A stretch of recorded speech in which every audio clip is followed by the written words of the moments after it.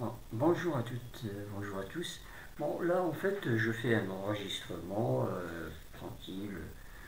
Je fais pas de direct, ça sert à rien de toute façon, puisque à chaque fois il n'y a que quelques élèves qui répondent présents. En tout cas, les élèves qui sont motivés, ils sont jusqu'au bout. Les autres, bon, grave, hein. C'était déjà au premier trimestre, le deuxième trimestre, ils ont montré qu'ils n'avaient pas envie. Pour ceux que bien sûr ils ont envie, ceux qui ont envie de terminer l'année, au moins terminer le programme, il ne reste pas grand chose. De toute façon, je vous ai donné le dernier devoir maison à faire pour le, je pense, 28, c'est ça? Ou le 25? Oui, le 25, oui, 25 mai. Devoir maison numéro 13. Alors, ce qu'on va faire aujourd'hui, ce que je veux faire en fait, parce que bon, il y en a une élève, c'est bien, elle est très curieuse, elle aimerait bien voir la correction du test numéro 13. On va la faire ensemble, donc cette correction. Mais ça serait bien si l'élève il essaie tout d'abord, il essaie de le faire avant de voir la correction, avant de voir cette vidéo. Alors, je vous rappelle que on avait fait la dernière fois le repérage, oui, repérage dans l'espace. On a vu comment se repérer dans l'espace. Avant cela, on avait vu tout ce qui est coordonnées en fait coordonnées sphériques, c'est-à-dire longitude et latitude, tout ce qui correspond bien sûr à se repérer sur une sphère, comment on se repère. Voilà, donc nous, aujourd'hui, on va bien sûr corriger, voilà, ce test numéro 13 que j'ai donné en fait à faire. On va le faire ensemble. Hein. D'accord. Alors, le premier exercice, conversion, convertir. On va essayer de convertir ici. Qu'est-ce qu'on me demande de convertir? Les décimètres cubes en centimètres cubes. Ben, ici, comme vous vous rappelez, le tableau, je rajoute simplement, ça marche par 3. Hein. Donc chaque colonne elle est partagée en 3. Donc simplement, je corrige avec une autre couleur, par exemple le vert. Hein. Allez. Donc c'est 15 et je rajoute 3 zéros. Voilà, 15 000. 15 décimètres cubes, ça me fait en fait 15 000 centimètres cubes. Et maintenant, les millimètres cubes en centimètres cubes. Donc la virgule, si vous voulez, la virgule, elle est là. Et je vais la décaler de 3 rangs vers la gauche. Donc ce qui me donne, en fait, 5,789. Voilà, 3 vers la gauche. Ici, sachant que, en fait, je rappelle que 1 litre, c'est quoi 1 litre? C'est 1 décimètre cube. D'accord? 1 décimètre cube. Je vais écrire cube ici, tout simplement. D'accord? Décimètre cube. Puisque là, je n'ai pas d'exposant 3. Hein. Et donc, convertir les mètres cubes en décimètres cubes. Je décale la virgule de 3 rangs vers la droite, donc ça me fait 25 300 litres ou décimètres cubes. Ici, les décamètres cubes en décimètres cubes, donc je décale la virgule de 6 rangs vers la droite. Donc ça me fait 65 400 000 décimètres. Voilà, ça va aller quand même 2 points, d'accord? Donc chaque réponse, elle va aller un demi-point. Puis après, exercice 2, j'ai demandé l'air. Attention, ici, c'est l'air exact. Quand on me dit exact, ça veut dire qu'il faut laisser le nombre pi tranquille.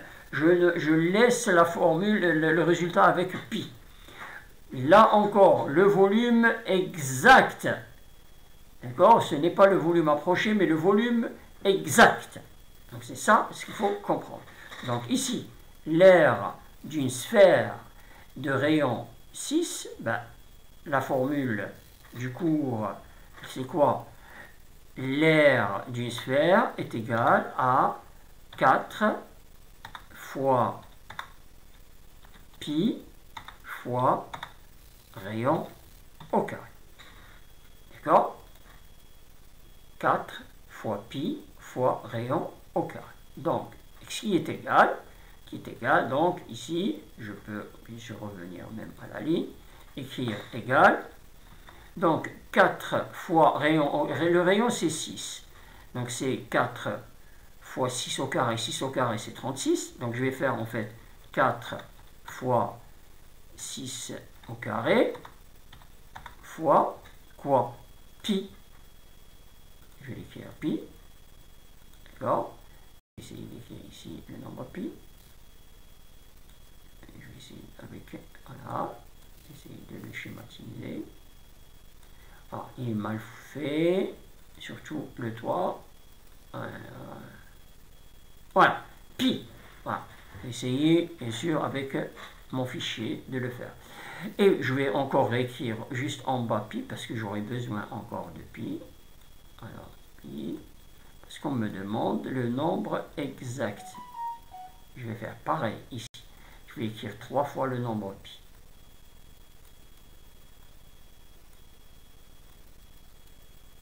D'accord?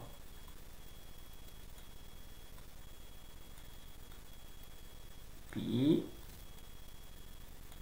Et je suis en train de faire aussi le chapitre sur les cercles et disques avec les sixièmes, mais j'ai toujours du mal avec ce nombre pi. Alors, donc, 4, je reviens ici. 4 fois 6 est égal à combien? 4 fois 6 est égal à... Ah, attention, 6 au carré, mince. Ici, attention, 6 au carré. Ce n'est pas 6, parce que rayon au carré. Et ici, maintenant, 4 fois 6 au carré. 6 au carré, c'est 36. Et 36 fois 4, 36 fois 4, ça me fait 144. Donc, c'est égal à 144 pi. Ça, c'est la valeur exacte. Voilà, on me dit la valeur exacte. D'accord?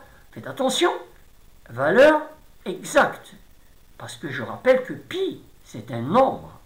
Pi, c'est tout simplement un nombre. Voilà. Ici, le volume de la boule, vous vous rappelez, la boule, elle est remplie, la sphère, elle est vide, comme cercle et disque. Donc, je vais écrire ici le volume, la formule. V est égal 4 sur 3, d'accord, 4 tiers, je vais écrire 4 tiers, fois pi, fois quoi? Fois rayon, et cette fois-ci, je vais essayer de l'écrire le rayon au cube. Rayon au cube. D'accord? Je reviens à la ligne. Donc, j'écris, en fait, c'est V est égal, le volume. Voilà, c'est toujours égal, d'accord? Égal à quoi? Donc, toujours 4 tiers fois, cette fois-ci, je vais écrire fois rayon au cube. Donc, ça sera toujours 4 sur 3 fois le rayon. Le rayon, c'est combien? C'est 8. Donc, je vais faire 8 et je vais écrire au cube. Fois pi. Donc, je reviens à la ligne et j'écris égal. Là, je prends ma calculatrice et je fais un peu plus haut parce que là, un peu trop bas. Un peu plus haut. Voilà. Donc, j'écris égal. Donc, 8 au cube, ça fait beaucoup. 8 fois 8 fois 8, ça me fait 512. Fois 4, divisé par 3. Et je trouve, en fait, alors,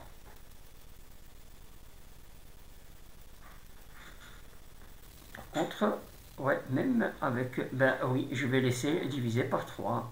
Voilà, puisqu'ils disent, que ça, il faut que ça soit exact. Il faut que ça soit exact, donc pas de valeur approchée. Donc je fais 8 fois 8 fois 8 fois 4 égale, donc ça me fait 2048.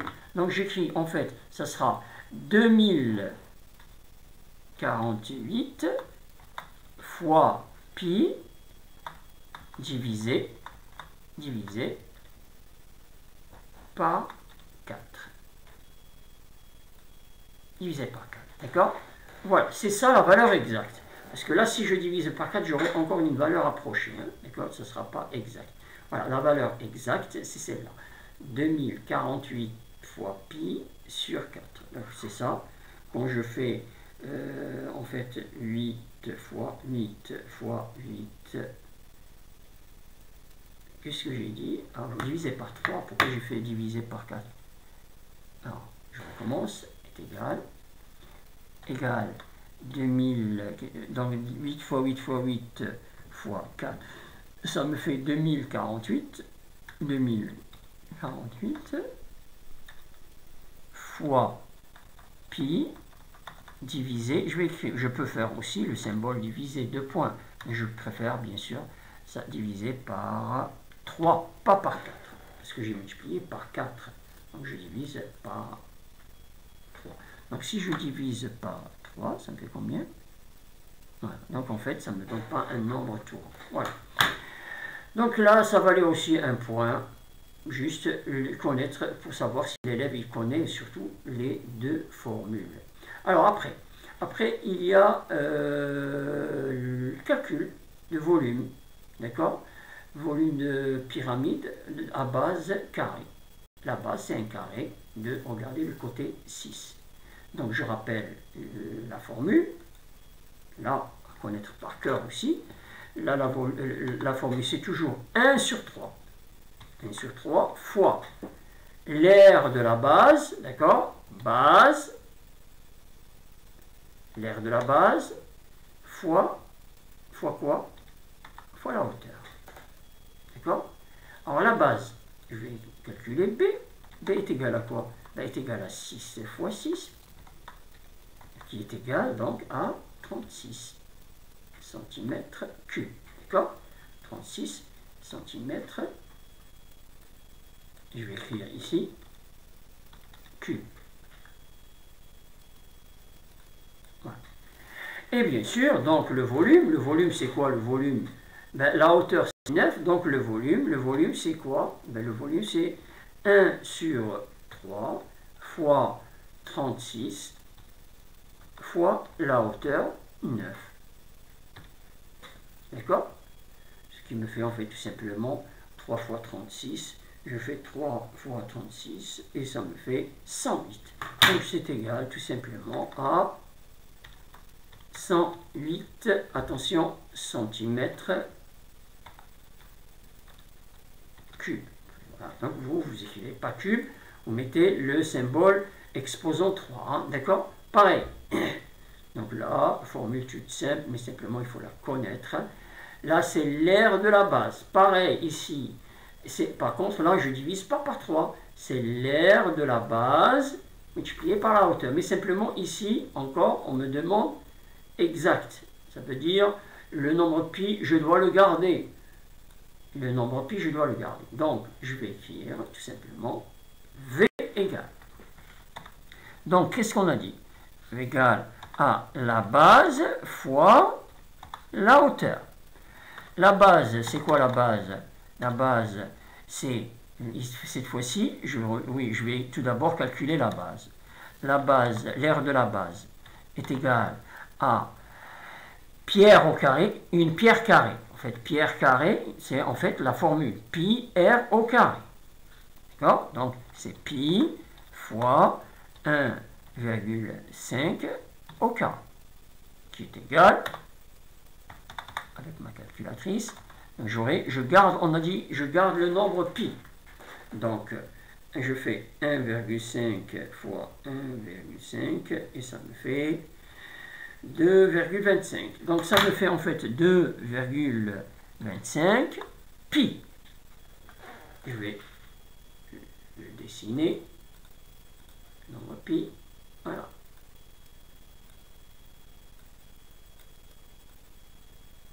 Voilà.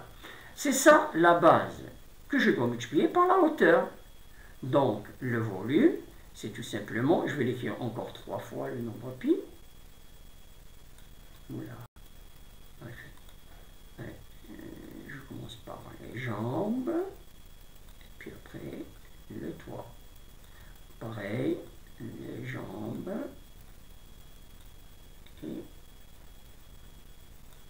Donc, je reviens à ici, le volume. Le volume est égal. Le volume est égal. Qu'est-ce qu'on a dit?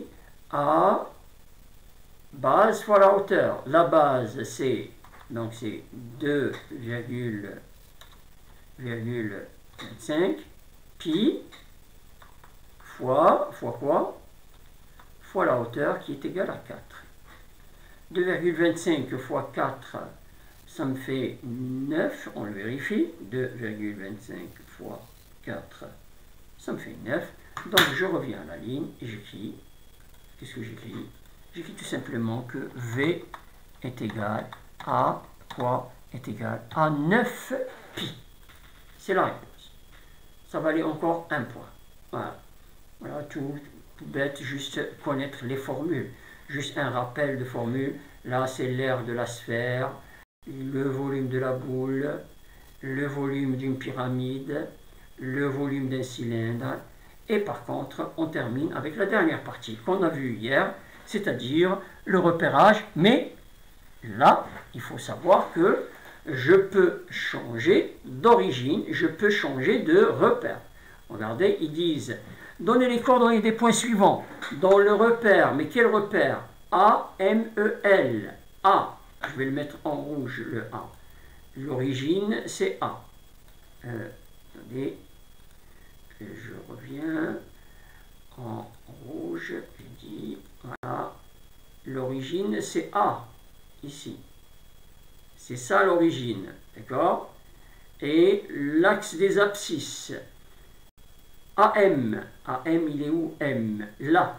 En fait, ici, ça sera l'unité pour l'abscisse. L'unité pour les ordonnées. E. Ça, c'est 1. Si vous voulez, ici, j'ai 1. Là aussi, j'ai 1. Et L pour, regardez, et là, j'ai 1 pour, en fait, pour altitude. Voilà, 1, 1, 1. Donc, on me demande, alors, quelles sont les coordonnées de B? Il est où le point B? Il est là, il est sur l'axe des abscisses. C'est sûr qu'il aura 0, donc il aura 0 comme ordonnée et 0 comme altitude. D'accord? Mais par contre, quel est son abscisse? Ben, c'est le double de celui de M. Donc ici, le double, ça veut dire j'aurai 2. J, il est où J? Alors J, regardez, il appartient à ce plan, au plan du bas. Là, donc l'altitude, c'est 0. Donc je peux dire que déjà, J, son altitude, c'est 0. Ah, par contre, J, regardez, il a le même abscisse que M. Donc c'est 1. Et il a le même ordonnée que E. Donc c'est 1. Voilà, donc c'est 1, 1, 0. D, il est où D? D, regardez, il appartient à l'axe de l'altitude. Ça veut dire que son abscisse est égal à 0 et son ordonnée aussi c'est 0. Mais son altitude, c'est le double que L, donc c'est 2. N, N, il est là, N. Vous voyez où il est N? En fait, N, il a le même abscisse. Regardez, quand je le projette sur le sol, je le projette, ça me fait J. Donc il aura le même abscisse que J et même ordonnée. Donc on fait 1, 1. 1, 1. Et par contre, lui, il est à une altitude égale à 2. Maintenant, attention. Maintenant, je vais le faire avec le vert. Cette fois-ci, F, c'est l'origine. Il est où le point F? Il est là. Alors attention, ça va tout changer, d'accord? Regardez, l'origine c'est F. Regardez, l'origine c'est F. C'est là l'origine. L'axe des abscisses, ils disent, c'est ici B. B, donc ici, l'axe des abscisses. En fait, j'aurai ici 1 pour l'axe des abscisses.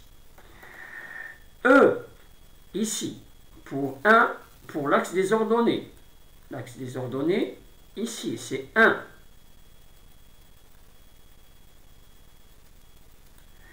Et l'altitude, c'est G. Donc la gradation, si vous voulez, ou l'unité pour l'altitude, ici, c'est 1. Voilà. Donc je dois respecter ces graduations. Je dois respecter l'unité pour l'axe des abscisses, pour l'axe des ordonnées et l'axe des altitudes. Donc qu'est-ce qu'on a dit? L'abscisse, c'est FB. L'ordonnée, c'est FE. Et l'altitude, c'est FG. Donc, E. Quelles sont les coordonnées de E? Ben, E, ben oui, c'est l'axe des ordonnées. Donc, il aura comme abscisse 0. Il aura pour abscisse 0. Mais pour ordonnée 1. Et pour altitude 0. K. Il est là, K. Il est sur l'axe des abscisses. Puisqu'il est sur l'axe des abscisses, donc son ordonnée c'est 0 et son altitude c'est 0. Oui, mais son abscisse c'est la moitié que celui de B. Donc je peux mettre ici, je peux écrire simplement 0,5 ou 1 demi. D'accord? Si vous préférez 1 sur 2, vous écrivez 1 sur 2. Moi je préfère 0,5 pour que tout le monde comprenne. C'est la moitié de 1. L, vous le voyez le L? Je ne le vois pas. Il est où le L? C'est le L, hein? Oui, il est là. Voilà, il est là le L. D'accord?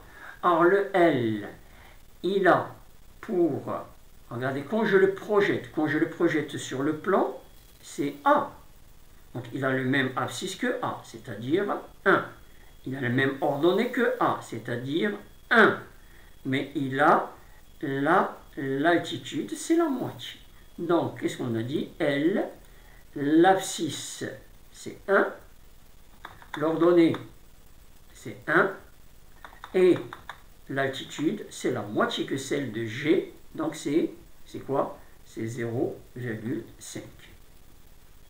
D'accord? C'est 0,5. H. H, il est là. H, d'accord? Il appartient au plan qui est derrière. Il appartient au plan qui est derrière, donc son abscisse, c'est nul. Son abscisse, il est nul.